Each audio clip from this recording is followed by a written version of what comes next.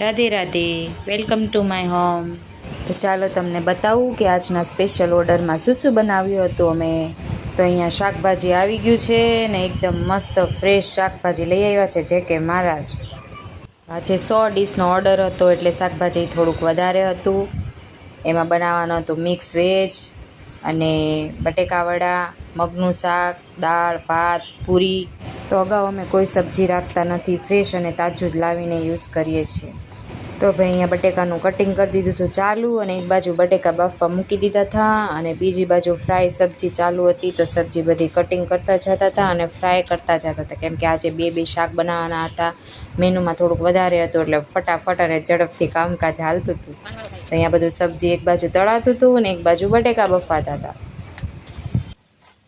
તો છે કે મારા જ અહીંયા સબ્જી તળતા હતા અને બીજી બાજુ મેં મગને ધોયા હતા. મગ અમારે રાતે પલાળેલા હતા.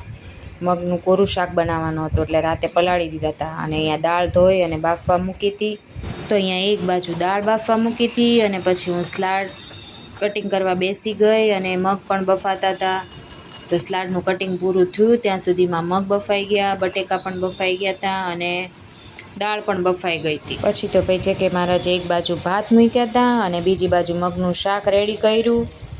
એણે મગનું શાક રેડી કર્યું અને મેં બટેકાનો મસાલો બનાવ્યો. મેં મસાલો બનાવ્યો ત્યાં સુધી મેં તો શાક પણ રેડી કરી નાખ્યું હતું, ભાત પણ કાઢી દીધા હતા. ને પછી મારો મસાલો બનાવી અને પછી મેં પૂરીનો લોટ બાંધ્યો અને જે કે મારા છે ચાલુ કર્યું ભાઈ બીજે સબ્જી બનાવવાનું. તો એને 2 સબ્જી બનાવીને રેડી કરી દીધી હતી અને આ બાજુ મેં લોટ બાંધીને પણ રેડી કરી દીધો હતો.